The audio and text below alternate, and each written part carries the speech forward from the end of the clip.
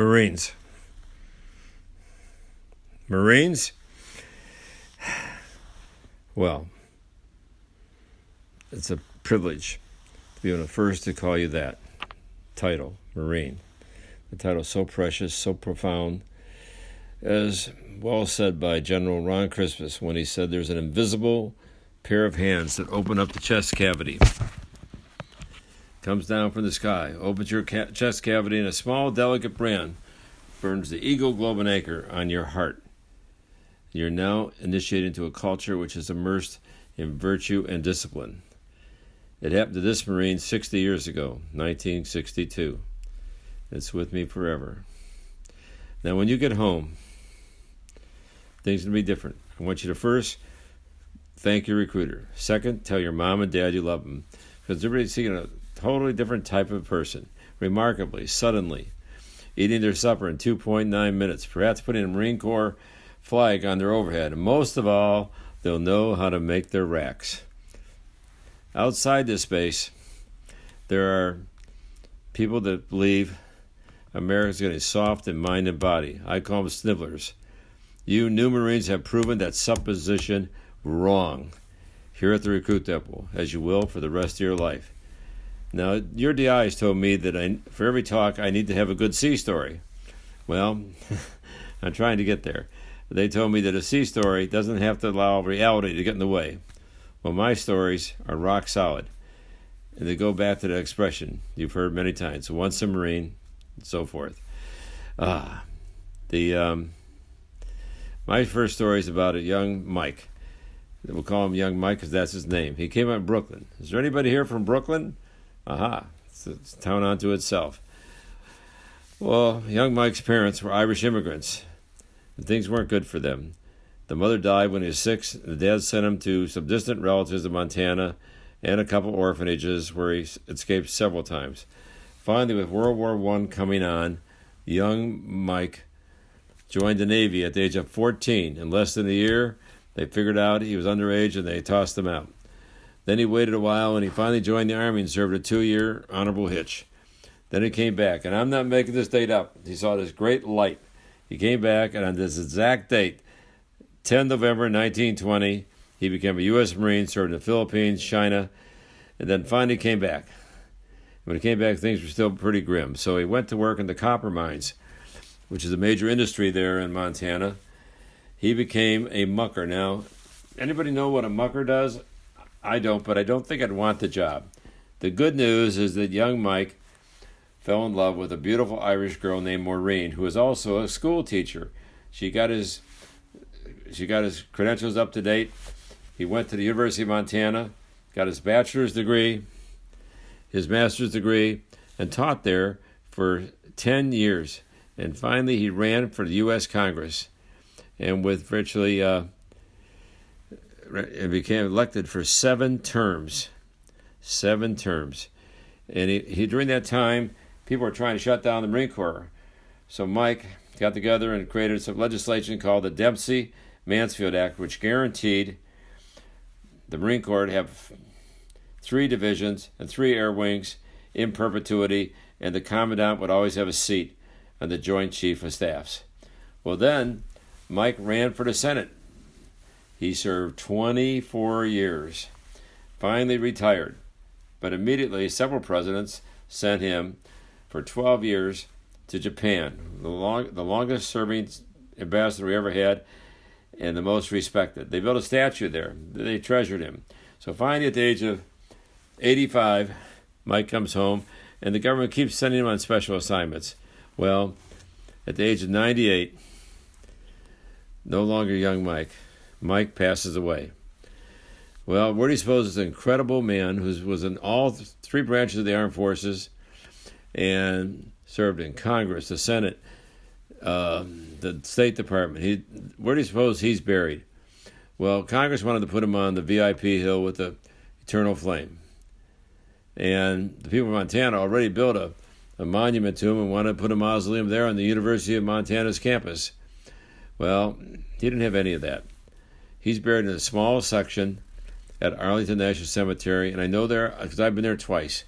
He's at Section 2 and row 4969 Foxtrot. He's buried next to his wife, Marine. And there's a white plaque there. And I have almost a hard time telling you about that plaque. When you think about this man, on that plaque it simply says, Michael Joseph Mansfield, Private, U.S. Marine Corps. Think about it, all those things.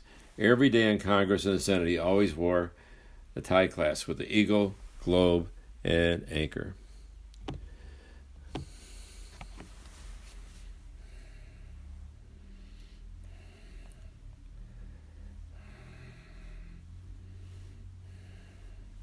Now, I have a couple of memories to share too. When I was at Parris Island,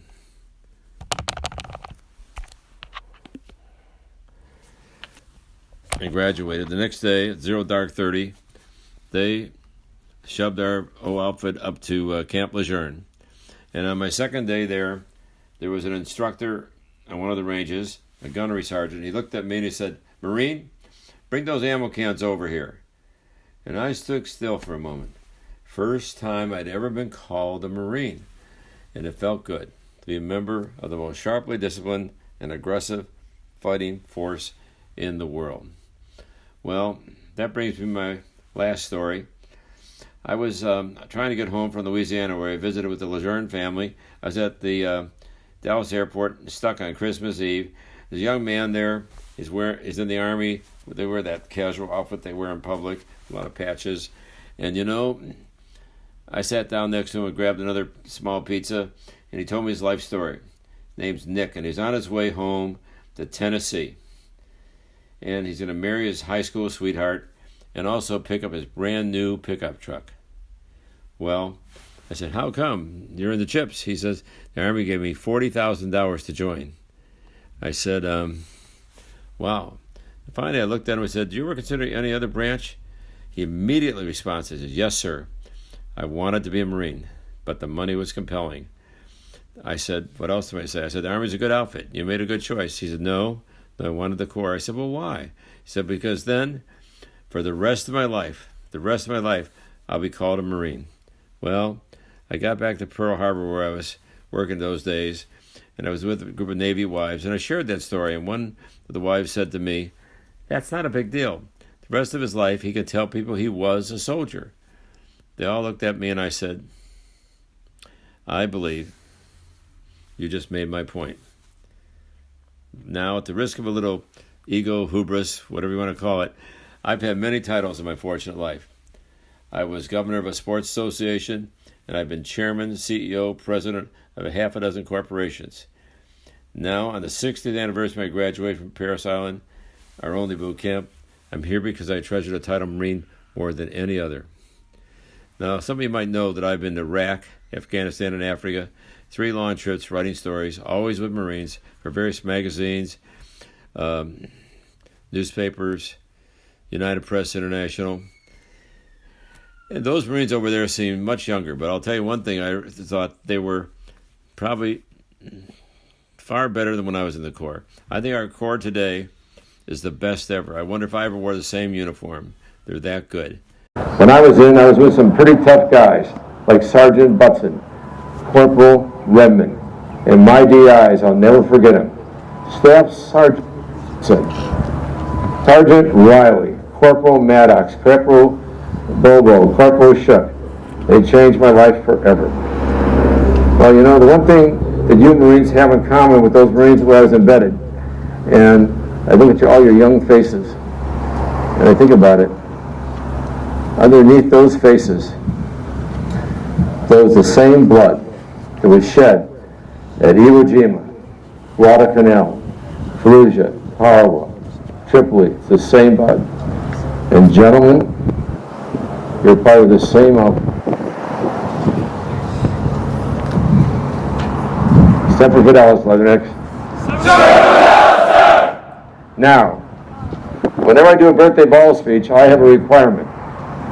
And that's because the other branches don't have this kind of religion. Let me tell you something. I'd like you all to join me in singing our Marines hymn, all 3 verses. And I always stand at attention when I sing mine. All right. Ready? Yes, sir! From the halls of Montezuma to the stars of Chicago.